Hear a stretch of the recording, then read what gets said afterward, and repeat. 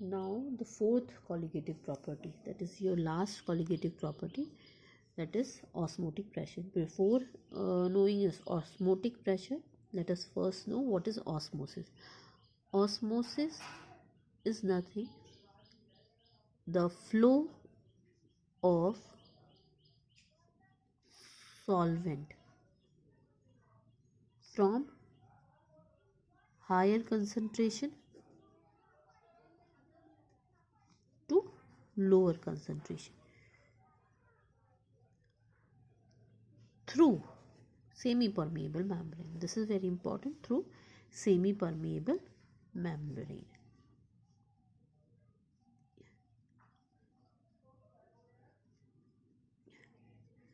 हम day to day life में देखते हैं, जैसे दालें हम सोक करते हैं या किशमिश हमने पानी में सोक करा, तो वो थोड़ी देर में या मॉर्निंग तक जो है स्वॉलन ऑफ हो जाता है. Why it gets swollen off? क्योंकि लिक्विड जो वाटर है वो जो है आपका मेम्ब्रेन के थ्रू दाल के अंदर या किशमिश के अंदर चला गया, तो हायर कंसनट्रेशन बाहर था वाटर का, तो वो लोअर कंसनट्रेशन की ओर को फ्लो करा, जिससे जो है आपका जो दाल है या किशमिश है वो स्वॉलन ऑफ हो गया. तो वो किस प्रोसेस के थ्रू हो रहा है? ऑस्मोसिस की प्रोसेस के थ्रू हो रहा है. अब हम बात करते हैं ऑस्मोटिक प्रेशर की. ऑस्मोटिक प्रेशर क्या होता है? तो सपोज हम एक डायग्राम बनाते हैं. इसमें हमने दो कंटेनर्स ले रखे हैं. एक में आपका प्योर H2O है,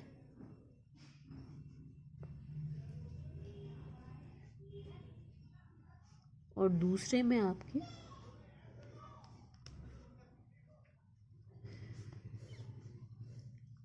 सॉल्ट सॉल्यूशन है. इसको बीच से एक पाइप के थ्रू हमने जॉइन कर रखा है, और यहाँ पे एक सेमी परमेबल मेम्ब्रेन है, और ये ऊपर से क्लोज कंटेनर है. ओके, नाउ अब क्योंकि ऑस्मोसिस की प्रोसेस होगी, तो ऑस्मोसिस की प्रोसेस में ये जो है यहाँ से प्योर H2O जो है फ्लो करेगा सॉल्ट सॉल्यूशन में, क्योंकि यहाँ पे हायर कंसनट्रेशन है, यहाँ लोअर कंसनट्रेशन ऑफ H2O है, तो ये यहाँ से यहाँ फ्लो करेगा. अब ये प्रोसेस तो आपकी ऑस्मोसिस हुई. अब यहाँ पे जब ये हायर कंसनट्रेशन से लोअर कंसनट्रेशन की ओर को आएगा, तो यहाँ कंसनट्रेशन ऑफ H2O बढ़ता जाएगा और यहाँ पे फिल होता जाएगा, और अल्टीमेटली जो है ये ज़्यादा कंसनट्रेशन का बनता जाएगा. तो इसमें अगर हम एक प्रेशर एक्सर्ट करके इस फ्लो को रोक सकें, ओके, तो वो प्रेशर जो है वो आपका कहलाएगा osmotic pressure. The pressure which must be applied to the solution side to stop osmosis, to prevent the passage of the solvent to the solution through semi-permeable membrane. तो कोई भी ऐसा प्रेशर अगर हम इसमें प्रेशर एक्सर्ट करके, क्योंकि यहाँ पे आपका कंसंट्रेशन इंक्रीज़ कर रहा है, तो इस इंक्रीमेंट को रोकने के लिए आप एक प्रेशर एक्सर्ट करेंगे जिससे आपका ऑस्मोसिस की प्रोसेस रुक सके, तो वो आपका प्रेशर जो है कहलाएगा osmotic pressure. Osmotic pressure is what? The pressure which must be applied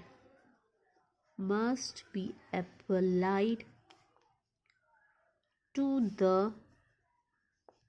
solution side. solution की साइड में अप्लाई कर रहे हैं. solution side to stop osmosis or prevent the passage of solvent through semi-permeable membrane. Permeable membrane.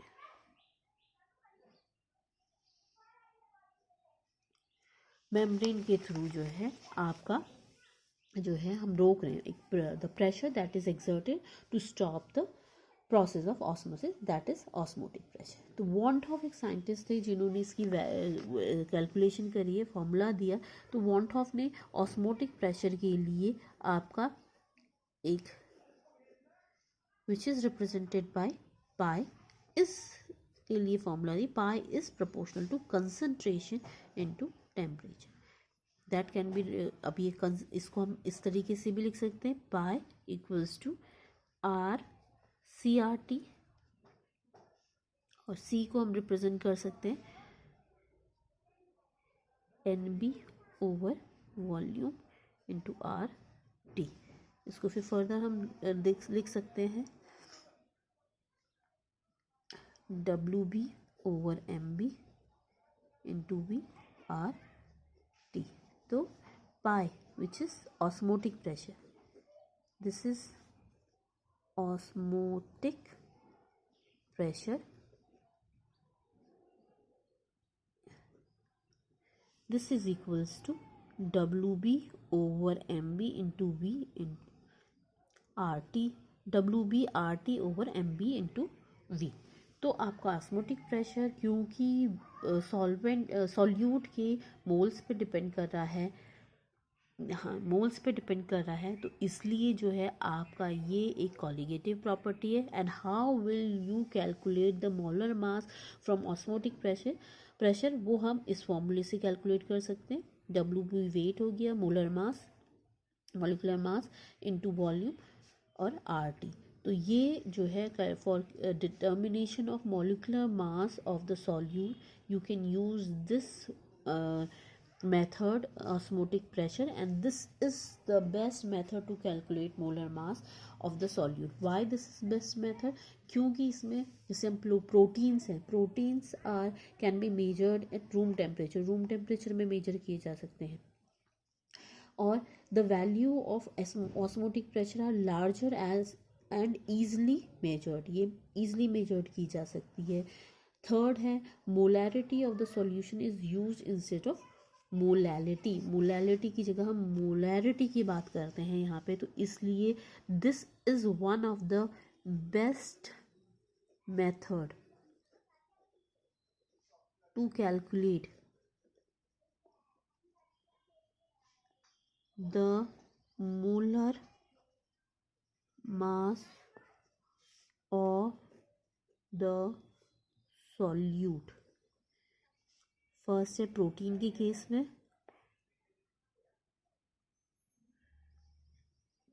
Can be measured at room temperature, heat करने की ज़रूरत नहीं पड़ेगी, हीट करेंगे तो टूट जाएगा, तो इसलिए जो है रूम टेम्परेचर में ही मेजर कर सकते, तो इसलिए इस प्रोटीन के मोलर मास को कैलकुलेट करने के लिए this is best method. Second है the value of osmotic pressure are larger and easily measurable।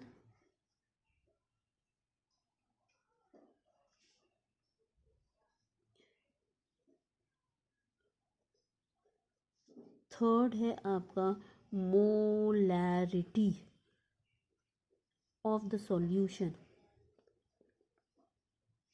Is used instead of molality. तो ये रीजंस हैं जिसके कारण आपका ये एक बेस्ट, ये this is the best method for determination of molar mass या मॉलिकुलर मास। नाउ जो based on these their osmotic pressure, these can be divided into 3 categories based on osmotic pressure of the solution. The solutions can be divided into 3 categories. Number 1, isotonic, where the solution have same osmotic pressure। जो जब दो solution का osmotic pressure having same osmotic pressure, तब जो है वो solutions जो हैं आपके आइसोटोनिक सॉल्यूशन कहलाएंगे। सेकेंड है हाइपोटोनिक सॉल्यूशंस। हाइपोटोनिक सॉल्यूशंस वो होंगे जहाँ पे आपका ऑस्मोटिक प्रेशर, सपोज दो सॉल्यूशंस है ए एंड बी, जहाँ पे आपका osmotic pressure of A is greater than is smaller than osmotic pressure of B. Third है आपका हाइपोटोनिक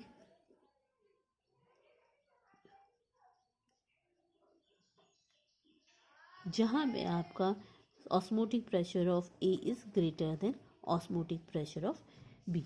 तो ये आपके तीन कैटेगरी में सॉल्यूशंस डिवाइड हो सकते हैं कि आपका आइसोटोनिक, हाइपोटोनिक और हाइपोटोनिक।